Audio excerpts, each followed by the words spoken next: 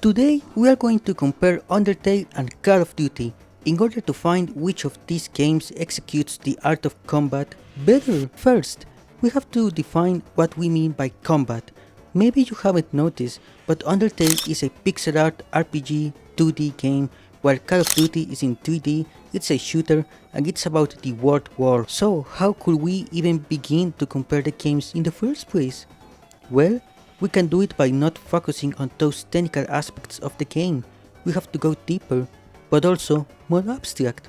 For example, what makes combat good in the first place? 4 is the number of pillars that make good combat be, well, good. Number 1. Good combat should be able to create tension. Number 2. Reassure you that your decisions matter. Number 3. Make victory satisfying. Numero 4, and keep you engaged. Then, we can say that whoever achieves these goals better will be the winner of today's match. Sounds good, right? Let's start. Let's check Undertale. Undertale is a 2015 indie game created by Toby Fox. In this game, you are a kid that travels to the underground, meeting monsters, and when you do, you will enter a battle. However, you are not obligated to fight, or rather kill them, I should say. You have the regular option of lowering their HP, or you can use the option of action.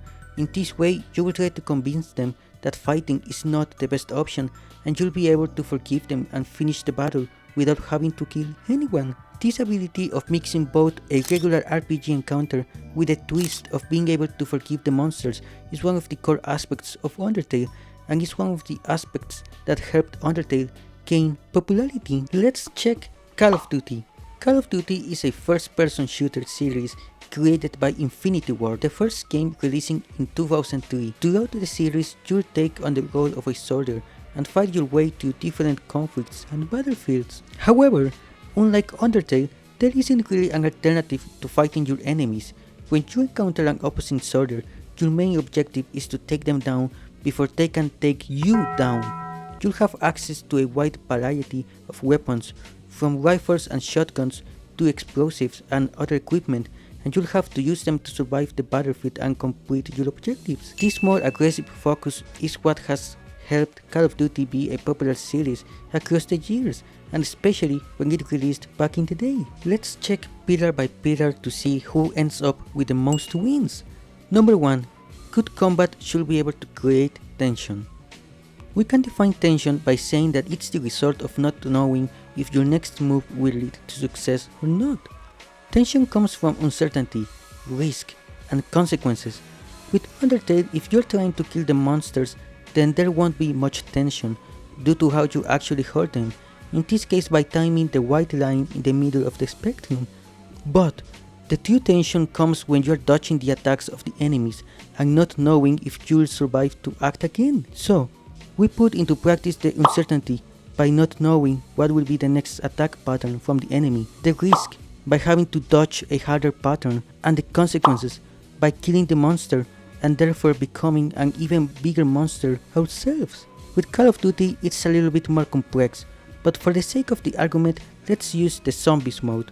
In here, you have an endless horde of zombies and you have to survive as long as possible, and as time goes on the hordes will be stronger and faster, and therefore making things more difficult. Just like before, we have the uncertainty of not knowing if we'll survive to the next round of zombies, the risk by having to take decisions quickly in order to kill as many zombies as needed to survive, and the consequences, in this case leaving for another bigger and more dangerous horde of zombies. With this in mind, plus our definition of tension from earlier, for this first pillar, I'll give the point to Call of Duty. Undertale can definitely have a lot of tension with its battles, the Sans fight being a great example of this. However, in my opinion, the way you play as a soldier on the zombies mode, combined with the opportunity to survive longer each time if you're able to play better, creates a more intense sense of tension. So this first point goes to Call of Duty. Number 2. Reassure you that your decisions matter. This one is easier to define. How impactful your decisions are to the outcome of the fight. In Undertale, when you are not fighting, you are acting, and you are usually having a conversation with the monsters, a meaningful conversation. It's thanks to these conversations that you are able to actually understand not only the characters, but the world around you, and you are able to actually go to the story of Undertale in the way it was intended. On the other hand, in Call of Duty, you don't quite do that. Your decisions are more direct, and they are what marks the difference between winning a round or not. While that's certainly useful in its own way, I think it's safe to say that in this pillar, Undertale takes the point. Number 3. Make victory satisfying. This one is also simple to explain. The satisfaction that you get is relative to how much effort you had to put into the fight.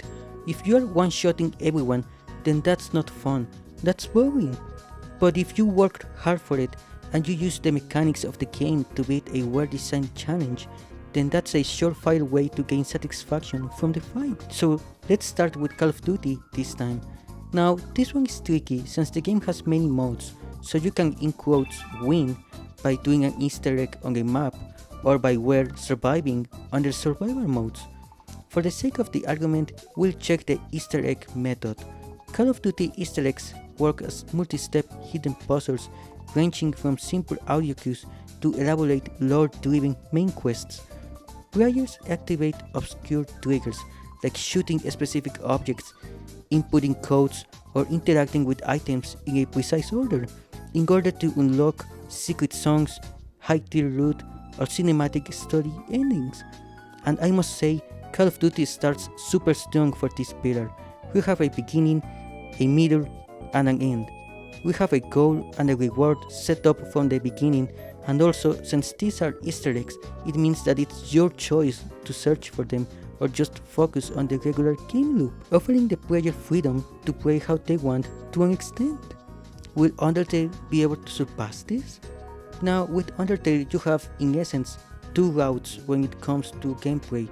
You can go the no mercy route and the pacifist route, and while mechanically they are similar, for the sake of the argument we're going to work with the pacifist route since this is where Undertale shines the most. With that said, during the gameplay you'll be more focused on acting.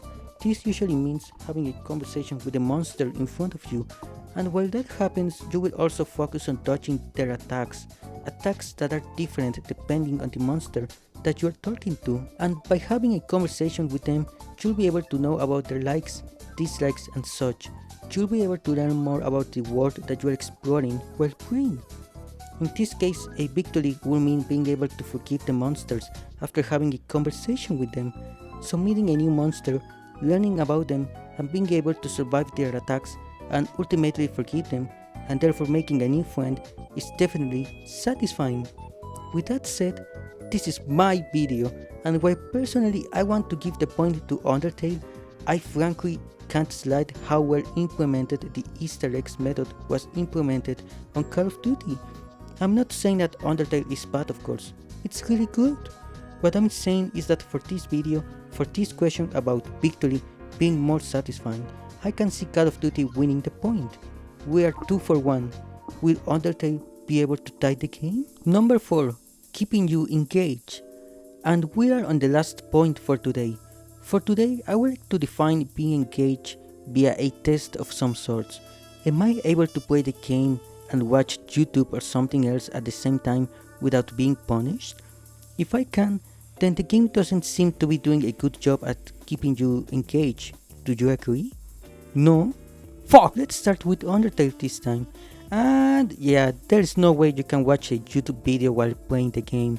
Sure, if you're following a guide of some sort on the overworld, then that's valid. But during a fight? No way. Let's use the Sans battle as an example. Like, just look at this shit. I'm already having a hard time finding my character on the screen in order to avoid the attacks. It would be impossible to watch a video of, I don't know, Scatter Wars while playing. And how about Call of Duty? In here I don't have an example like the Sans fight, but it will be more in general. Call of Duty keeps players engaged with fast action, earning new weapon attachments and skins and such.